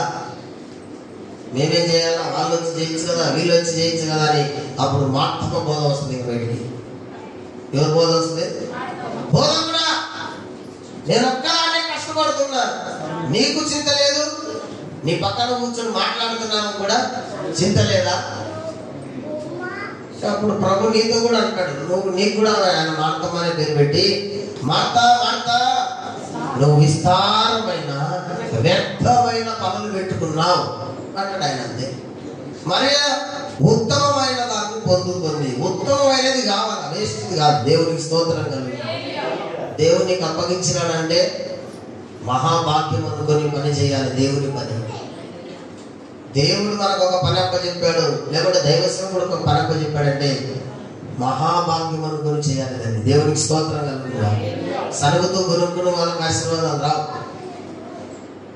ముస్లిమ్స్ని మీరు కదిలించండి సహోదరులని. నేను అడిగాను, అయ్యా మీరు ఇంత చదువుకున్నారు, టీ షాప్లో కప్పులు కడుగుతున్నారేంటి? నా ఫ్రెండ్స్ డిగ్రీలు బీటెక్ చేసిన వాళ్ళు సాయంత్రం అయితే వాళ్ళ తండ్రికి తోడుగా వచ్చి సైకిళ్లకు పంచర్ వేసేవాళ్ళు. నా ఫ్రెండ్స్ నాతో పాటు చదువుకున్నారు. జిలేబీ వేసేవాళ్ళు, సాయంత్రం వచ్చి చికెన్ పప్పడి వేసేవాళ్ళు. చదువుకునే పిల్లలు వచ్చి, ఇప్పుడు చదువుకునే పిల్లలు మీతో పాటు పొలానికి రమ్మనండి. కానీ వాళ్ళు చాలా పర్ఫెక్ట్ గా నేర్పిస్తారు. చదువు వస్తే ఉద్యోగం వస్తే అటుకో, ఒకవేళ ఉద్యోగం రాకపోతే ఈ పని అయినా చేసుకొని బ్రతుకుతాం అని చెప్తాం. అది కదా కదా. అందుకే వాళ్ళ దానిలో ఎంత పెద్ద చదువు చదివినా వాళ్ళు సాయంత్రం వచ్చి పనులు అమ్ముతుంటారు. నాకు ఆశ్చర్యం అనిపిస్తుంది, నిజంగా మనలో చేయలేదు. ఇది నేను టీ కొట్లో కప్పులు కడగా, అసలు కప్పులు కడేది పక్కన పెట్టి నేను టీఎం వల్ల ఎక్కడ పడుతున్నాను. నేనంటే ప్రధానమంత్రులు అంటుంటే టీఎం ఈరోజు ప్రధానమంత్రి అయినాడు.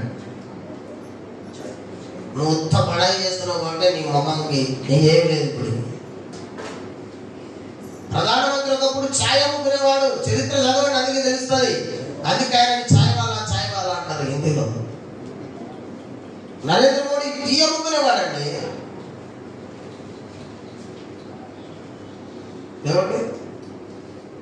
ఇంకొక ఆయన ఉన్నాడు, ఇడ్లీలు అమ్మేవాడంట. కోటీశ్వరులు అయినాడు. ఇడ్లు అమ్ముకునేవాడు కోటీశ్వరుడు, టీ అమ్మేవాడు దేశానికి ప్రధానమంత్రి అయినాడు. మనం పడాయి చెప్పుకుంటాం, ఏం కాలేదు. అందుకే చేతికి వచ్చిన ఏ పనినైనా కూడా శక్తి లోపం లేకుండా చేయి. దేవుడు తన ఆశీర్వదిస్తే పైకి వెళ్ళిపోతాం. దేవునికి స్తోత్రం కలుగునుగా. హల్లెలూయా.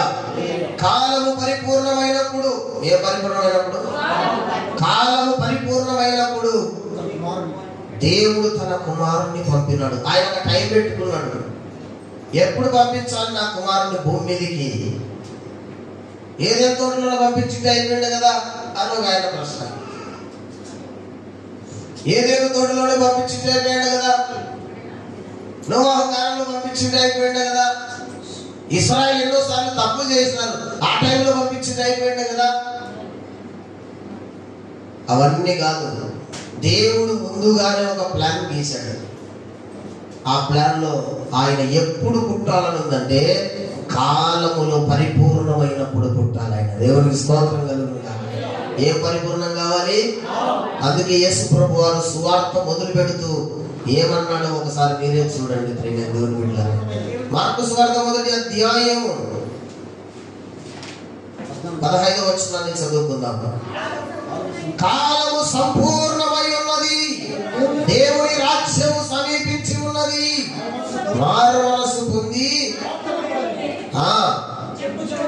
సువార్తను నమ్ముడని చెప్పుచు దేవుని సువార్త ప్రకటించుచు గలిలయకు వచ్చాను. యేసు ప్రభు వారి మొదటి ప్రసంగమా కాదా ఇది? అవునా కదా? అప్పుడు యోహాను చెరపట్టబడ్డాడు, చెరసాలలోకి వెళ్ళాడు. యేసు ప్రభు వారి మొదటి ప్రసంగం ఏమని చెప్తున్నాడు ఆయన? కాలము సంపూర్ణమయ్యింది. అదే మాట చెప్పారు తండ్రి అయిన దేవుడు చెప్తున్నాడు. కాలము పరిపూర్ణమైనప్పుడు నా ప్రియ కుమారుని నేను పంపిస్తాను. కాలం పరిపూర్ణంగా అన్నిటికీ ఒక కుదురుబాటు కాలాన్ని దేవుడు పెట్టాడు. ఆయన మొదటి రాకడకు, రెండో రాకడకు కూడా పెట్టాడు. అన్నిటికీ కుదురుబాటు జరగాల్సిందే. అలా జరిగినప్పుడే యేసు ప్రభు వారు లేఖన నెరవేర్చడానికి కాలము పరిపూర్ణమైనప్పుడు ఆయన పుట్టాడు. దేవునికి స్తోత్రం కలుగునుగా. కాలము పరిపూర్ణమైనప్పుడు ఆయన స్త్రీ యందు పుట్టి అని కూడా రాయబడింది కదా. చదవమాట ఉందా మాట అక్కడ? కాలము సంపూర్ణమైనప్పుడు అక్కడే ఉందా? ఆయన స్త్రీ యందు పుట్టి పైనుండి చదువు. అయితే కాలము పరిపూర్ణమైనప్పుడు దేవుడు తన కుమారుని పంపాడు. అది ఆయన స్త్రీ యందు పుట్టి కదా. స్త్రీ యందు పుట్టి ఆయన స్త్రీ యందు పుట్టాలి. ఎప్పుడు పుట్టాలి? కాలము పరిపూర్ణమైనప్పుడు పుట్టాలి. దేవునికి స్తోత్రం కలుగునుగా. ఆయన ఎక్కడ పుడతాడు? ఎక్కడ పుడతాడు? ఎక్కడ పుడతాడు? ఎక్కడ పుడతాడు? యూదయ బెత్లెహేములోనే. దానికి నిర్వచనాలు ఏంటి? దానికి ఆధారాలు ఏంటి? మీకా 5:2లో చక్కగా చెప్పబడ్డాయి. ఎప్పుడు పుడతాడు? కాలము పరిపూర్ణమైనప్పుడు లేక కాలము సంపూర్ణమైనప్పుడు పుడతాడు. దానికి లేఖన ఆధారం ఏంటి? గలతీ 4:4. దేవునికి స్తోత్రం కలుగునుగా. ఇప్పుడు ఇంకొక మాట చూద్దాం. ఏంటి ఇప్పుడుగా? ఎలా పుడతాడు కదా. ఎక్కడ పుడతాడు? ఎప్పుడు పుడతాడు? ఎలా పుడతాడు?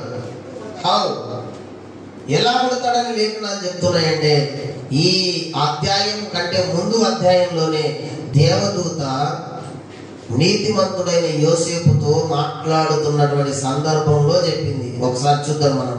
21వ వచనం, 21-22 చదవండి. ఆమె ఒక కుమారుణ్ణి కనును, తన ప్రజలను వారి పాపముల నుండి ఆయనే రక్షించును గనుక ఆయనకు యేసు అని పేరు పెట్టుదు అనెను. ఇదిగో కన్యక గర్భవతి అయి కుమారుని కనును, ఆయనకు ఇమ్మానుయేలు అని పేరు పెట్టుదు అని ప్రభు తన ప్రవక్త ద్వారా పలికిన మాట నెరవేరునట్లు ఇదంతయు జరిగిన. దేవునికి స్తోత్రం. కన్యకకు పుడతాడని పుట్టినాక చెప్పాడా, పుట్టక ముందు చెప్పాడా? పుట్టక మునుగా పుట్టినాకనా? పుట్టక మునుగా పుట్టినాకనా? అప్పటికి ఇంకా చేసే పుట్టలేదు. మొదటి అధ్యాయంలో యేసు వారు పుట్టలే. ఆయన పుడితే ఎలాంటి వాడు అవుతాడు? ఎందుకు పుడుతున్నాడు? దేవదూత యోసేపుతో మాట్లాడుతుంది. ఆయన ఎందుకు పుడతాడు,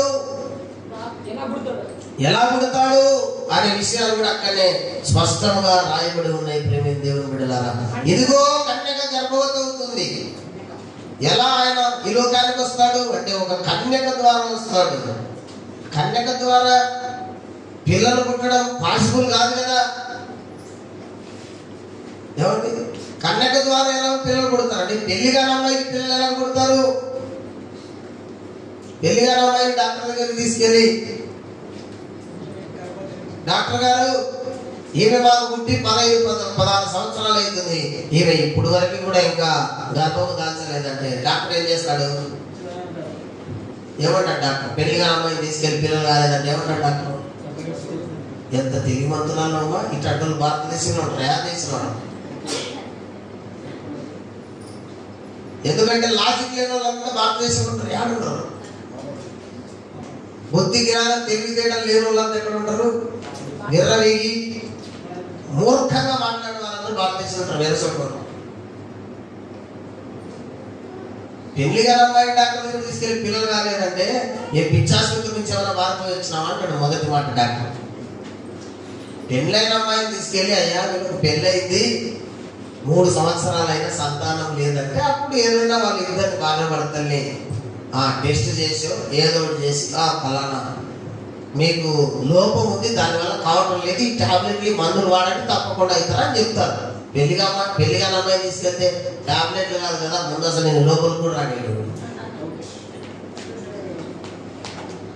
ఇప్పుడు ప్రపంచానికి ఇదే ప్రశ్న. ప్రపంచంలో ఉన్న వాళ్ళందరూ కూడా ఇది అడుగుతారు, కన్యక పిల్లలు ఎక్కడ పుడతారు? సైంటిఫికల్ గా అది కరెక్ట్ కాదు కదా, ప్రకృతికి అది విరుద్ధం కదా, విరుద్ధం కదా అంటున్నారు లేదా? పలకండి. మిమ్మల్ని ఎవరు అనలేదేమో, మాకు చాలా ప్రశ్నలు వచ్చినాయి. మిమ్మల్ని అనలేకుంటారు, ఎందుకంటే మీ ముఖం చూసి వాళ్ళకు కూడా జాలేస్తుంది. వీళ్ళకి ఏం తెలియనట్టుందిలే, ఏం అడుగుతాయి ఇలా అన్నట్టుగా. అలాగే ఎప్పుడైనా మనం స్వార్థ చెప్పినే కదా ఎవరికైనా అడగండి. మనకు మనమే బోధించుకోము, ఇతరులకేం బోధిస్తాం? చాలా ప్రశ్నలు అడుగుతున్నారు ఇప్పుడు, సమాజం అంతా అడుగుతుంది. మన ఒక ఇంటర్వ్యూలో అడుగుతున్నాడు, కన్యకకు పిల్లలు పుట్టడం పాసిబుల్ అయినా పాస్టర్ గారు అని. ఒక పాస్టర్ గారు మంచి సమాధానం చెప్పాడు. యేసు ప్రభు గారు కన్యకకు పుట్టాడంటే మీరు నమ్మకపోతే ఐదవ ప్రకారంగా ఏమండి, 5వ ప్రకారంగా గాలికి పిల్లలు పుడతారా? మనిషి చెమట బొట్టుకు పిల్లలు పుడతారా? చెప్పండి. ఇంకా సరస్సులో చుట్టా పుట్టుకొచ్చింది, ఎక్కడ పుడుతుంది? సరస్సుకు గర్భం ఉందా? సరస్సుకు గర్భం ఉందా చెప్పండి. నీళ్ళ కొలనుకు గర్భం ఉందా? ఎక్కడ పుడతారు? సరస్సుకు గర్భం ఉంటే ఆమె మొగుడు కూడా ఉండాలి కదా, మరి భర్త కూడా ఉండాలి కదా. ఎక్కడ పుడతాడు? కాదు కదా, చెవుల్లో వచ్చి ఇక్కడ పుట్టాడు. ఎక్కడ నుంచి వచ్చాడు? అసలు చెవుల్లో ఉంటే ఎవరైనా పుడతారా? యేసు ప్రభు వారు కన్యకకు ఎందుకు పుట్టాల్సి వచ్చింది, ఎందుకు పుట్టాడు ఆయన అంటే ప్రవచనము, అది దేవునికి స్తోత్రం కలుగునుగా. ఎందుకు ఆయన కన్యకకే పుట్టాలి అంటే, కన్యకకు పుట్టకపోతే యేసు ప్రభువు కూడా మానవాళికి ఉన్నటువంటి పాప రక్తమే వస్తుంది, పాప స్వభావమే వస్తుంది. కాబట్టి అది రాకూడదు. ఆయన పుడుతుంది. ఎందుకు పుడుతున్నాడు ఆయన? ఎందుకు పుడుతున్నాడు ఆయన? 21వ వచనంలో ఏం రాయబడింది? తన ప్రజలను వారి పాపముల నుండి ఆయనే రక్షించును. ప్రజల పాపాల నుండి రక్షించడానికి పుట్టేవాడు పాపము లేకుండా పుట్టాలి. మనం తప్పు చేసినప్పుడు ఎవరైనా మనకు చెప్పడానికి వచ్చినప్పుడు తప్పు చేసిన వాళ్ళు వచ్చి చెప్తే వింటామా, తప్పు చేయని వాళ్ళు వచ్చి చెప్తే వింటామా? ఇప్పుడు చెప్పండి, మీరే చెప్పాలి ఇప్పుడు నాకు సమాధానం. మనం ఏదో తప్పు చేసినామని వేరే వాళ్ళు నిందేసినా ఊరోళ్ళంతా తూ తూ తూ తూ తూ తూ తూ తూ అనే వచ్చి ఏం మనిషి నీదొక బతక అని అనుకోండి, అప్పుడు మనం తెచ్చుకుంటాం. అవ్వ మనం పవిత్రాలు చెప్తున్నాం కాబట్టి నేను తలకాయ తెచ్చుకోవచ్చు అంటామా? ఏమంటారు చెప్పండి ఫస్ట్. నువ్వే చెప్పాలమ్మా నాకు మరి. నువ్వు చెప్పాలా, నీది కోదా, నీ నుంచి నేను నేర్చుకోవాలని ఉండా అంటావా లేదా? అంటావా లేదా? నోరు చెప్పండి, అంటావా లేదా? యేసు ప్రభు వారు నాలో పాపం ఉండదని మీరు ఎవరైనా రుజువు చేయగలరా అని భవిష్యత్తులో చెప్పాలి అంటే యేసుక్రీస్తు రక్తం మానవ జాతిని పాపముల నుంచి విడిపించాలంటే ఆయన లోపల పాప రక్తము గాని పాప స్వభావం గాని ఉండకూడదు. దేవునికి స్తోత్రం కలుగునుగా. అందుకే ఆయన కన్యగా పుట్టాల్సి వచ్చింది.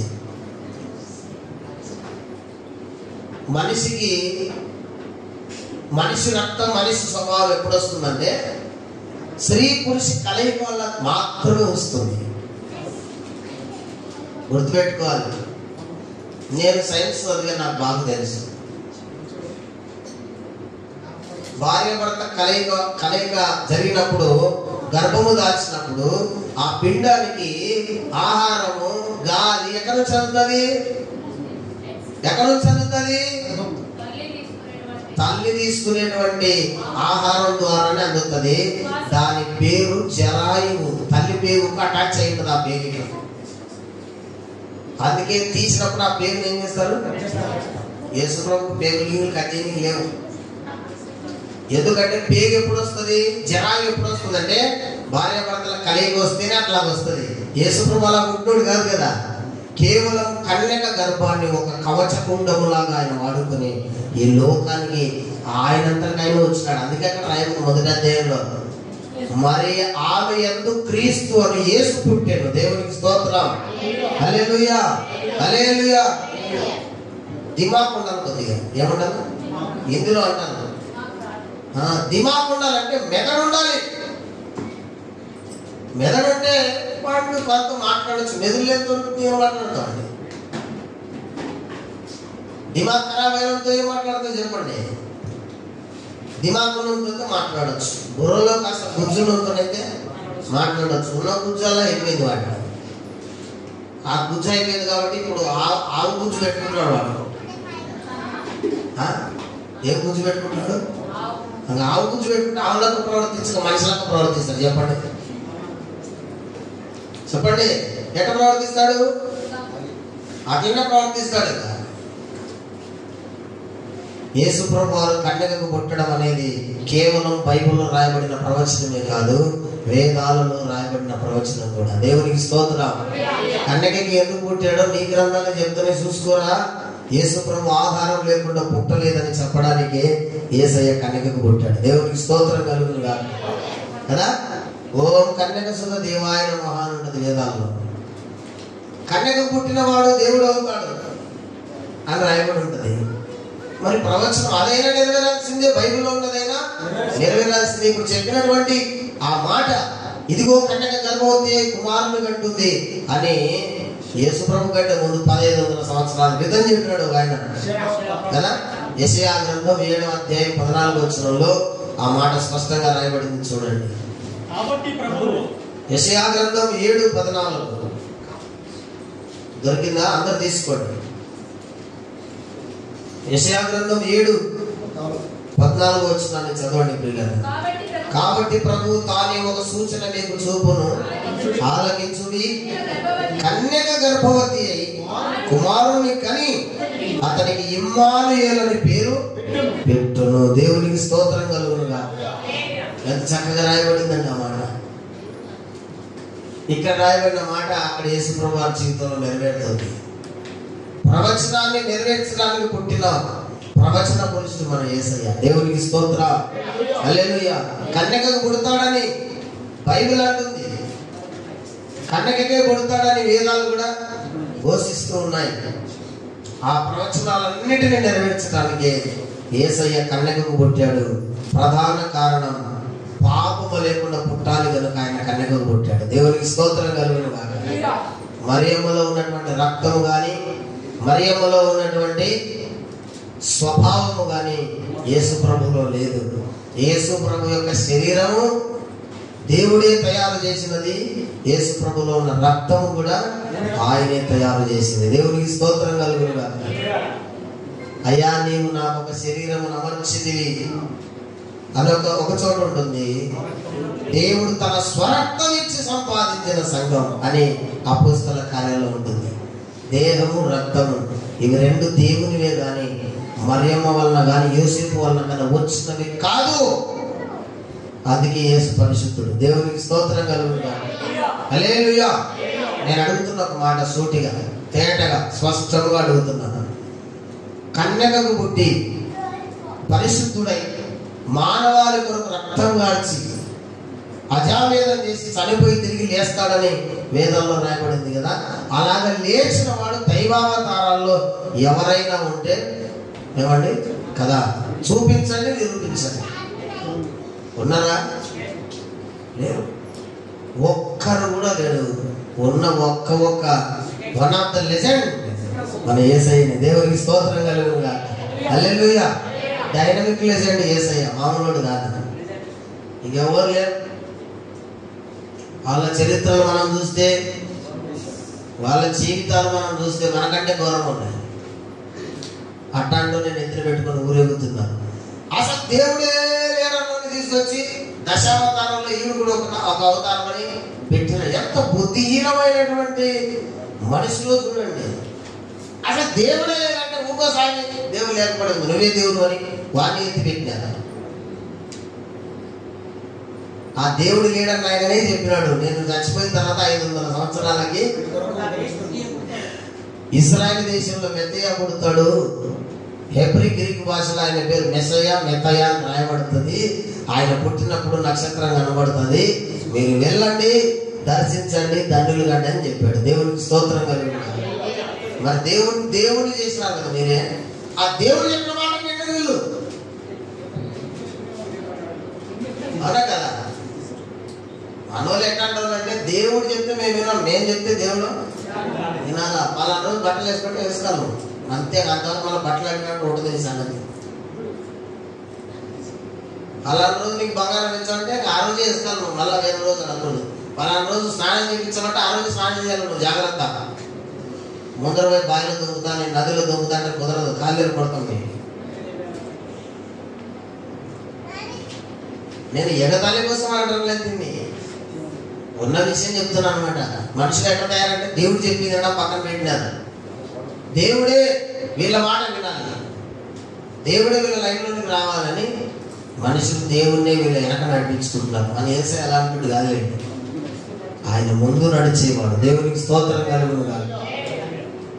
ఆయన నీ ముందు వెలుచు, నీకు మెట్టగా ఉన్న స్థలములను సరళము చేయవాడు. దేవునికి స్తోత్రం. ఆయన ముందుగా వెళుతూ నీకు అడ్డుగా ఉన్న వాటన్నిటిని కూడా నీకు అవన్నీ దారులుగా చేసుకుంటూ ఆయన మన ముందు వెళ్ళిపోతాడు. ఆయన మన కాపరి, నాయకుడు, మార్గదర్శకుడు. ఆయన మన ముందుండి మనల్ని ఆయన నడిపిస్తాడు. మందవలే ఆయన మనకు ముందుండి నడిపించేవాడు. దేవునికి స్తోత్రం కలుగును గాక కదా. రైట్. కన్యకను పుడతాడు అని యేసయ్య స్పష్టంగా సెలవిస్తూ సూచన కూడా చెప్పాడు. కన్యకకే పుడతాడు అని సూచన ఉందే లేదు అక్కడ ఆ మాటలో. ఇదిగో ప్రభువే ఒక సూచన మీకు చూపుతాడు, తానే ఒక గుర్తు చెప్తున్నాడు. భగవంతుడు భూమి మీద నరవతారం ఎత్తి పుట్టిన టయానికి ఆయన కన్యకకే పుడతాడు. మీరు జాగ్రత్త, మిస్ అయ్యారు. యేసు ప్రభు పుట్టిన టైంలో చాలా మంది పుట్టినారు. అందుకే కదా 2 సంవత్సరాల లోపల అందరినీ కూడా ఏ రోజు చంపించేశారు కదా. రామాలో అంగలార్పు వినపడింది. రాహేలు తన పిల్లలను పోగొట్టుకున్నదై వేదన పడేను అని అంటుంటుంది. అక్కడే కిందనే ఆ మాట కిందనే ఉంటుంది. అది మధ్య స్వార్థలోనే పక్క పేజీలోనే ఉంటాయి. దేవునికి స్తోత్రం. గట్టి చెప్పండి, గట్టి చెప్పండి. ఆమేన్ ఆమేన్. ఇప్పుడు చివరి మాట చూద్దాం ప్రియులారా. ఎన్ని చూసాం? 3 చూసాం. యేసు ఎక్కడ పుడతాడు, ఎప్పుడు పుడతాడు, ఎలా పుడతాడు. ఇప్పుడు చివరిది ఎందుకు పుడతాడు. ఇది అసలైనటువంటి విషయం. ఇది యేసు ప్రభు వారు ఎందుకు పుడతాడు అంటే అదే మనం చదువుకున్న మాటలోని 21వ వచనంలోనే ఉంది. చూడండి, ఆను ఒక కుమారుని కలను తన ప్రజలను వారి పాపముల నుండి ఆయనే రక్షించును గనుక. యేసు ప్రభువు ఈ లోకానికి ఎందుకు వచ్చారు, ఎందుకు పుట్టావయ్యాను అంటే నేను పాపులను రక్షించడానికి ఈ లోకానికి వచ్చానని చెప్పాడు ఆయన. దేవునికి స్తోత్రం చెప్పండి. హల్లెలూయా హల్లెలూయా. పాపులను రక్షించుటకు క్రీస్తు యేసు లోకమునకు వచ్చాను. ఈ లోకానికి వచ్చాడు. ఎక్కడి నుంచి? ఆ లోకము నుంచి. 2000 సంవత్సరాల క్రితం కాదు. ఆ లోకం నుంచి ఈ లోకానికి ఎందుకు వచ్చాడంటే ఈ లోకములో ఉన్న మానవ జాతి యొక్క పాపములన్నిటి నుండి ఆయన విడిపించడానికి వచ్చాడు. దేవునికి స్తోత్రం. పాపముల నుండి విడిపించి పరిశుద్ధులుగా చేసి దేవుడు ఇవ్వాలనుకున్నటువంటి మహిమను వారికి ఇవ్వడానికే ఆయన నరవతారం ఎత్తి ఈ లోకంలోనికి వచ్చాడు. దేవునికి స్తోత్రం కలుగును గాక. చాలా సార్లు చెప్పాను నేను మీకు. ఇక్కడనేమో ప్రియమైన దేవుని బిడ్డలారా, వారి పాపముల నుండి ఆయన వారిని విడిపించును కనుక ఆయనకు రక్షకుడు అని పేరు పెడతాడు, యేసు అని పేరు పెడతారని రాయబడింది. లూకాసు వార్త 19:10 ఉంది. నశించిన దానిని వెనక్కి రక్షించుటకు మనుష్య కుమారుడు లోకమునకు వచ్చెను. మొదటి తిమోతి 1:15 ఉంది. పాపులను రక్షించుటకు క్రీస్తు యేసు లోకమునకు వచ్చెను. మొదటి యోహాను 3:5 ఉంది. పాపములను తీసివేయుటకి ఆయన ప్రత్యక్షమైనది. దేవునికి స్తోత్రం. ఎందుకు పుడతాడంటే ఇవి కారణాలు. ఆ 4 కారణాలు రాసుకోండి. యేసు ప్రభు భూమి మీదకి ఎందుకు వచ్చాడు అని చెప్తే ఎవరైనా మిమ్మల్ని అడిగితే చెప్పండి. ఎందుకు వచ్చాడు అంటే మాకు బట్టలు, కొత్త బట్టలు లేకుండా కొత్త బట్టలు కొనుక్కోమని చెప్పడానికి వచ్చాడని చెప్పారు ఎవరికైనా. అప్పటి వరకు మేము ఎప్పుడు కూడా పిండి వంటలు చేసుకోలే. కలశాలు, బచ్చాలు, అత్రాసాలు, గారెలు, గీరలు, బూరెలు చేసుకోలే. ఆయన వచ్చినాకనే చేసుకోమని చెప్పినాడు.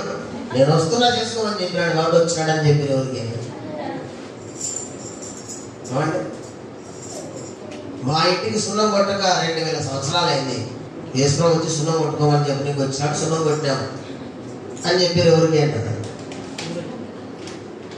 యేసుప్రభు ఎందుకు వచ్చాడు భూలోకానికంటే పాపులను రక్షించుటకు ఆయన లోకంలోనికి వచ్చాడు. తన ప్రజలను వారి పాపము నుండి విడిపించడానికి వచ్చాడు.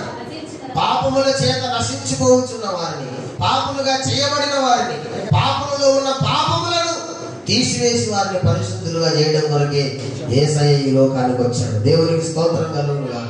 గట్టి చెప్పండి హల్లెలూయా. ఇప్పుడు క్లియర్ అయిపోయింది. దేవునికి స్తోత్రం కలుగునుగా. యేసుక్రీస్తు ఎందుకు ఈ లోకానికి వచ్చాడు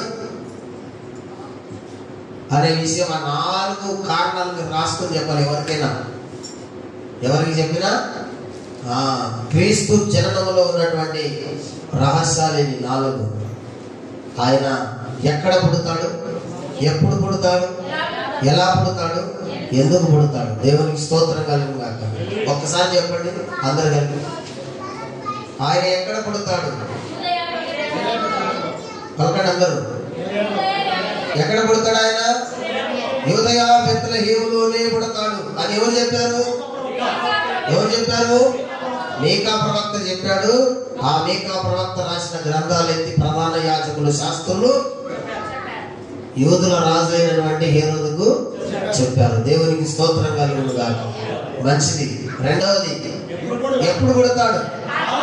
కాలం పరిపూర్ణమైనప్పుడు పుడతాడు. లేఖనాధారం ఏంటి?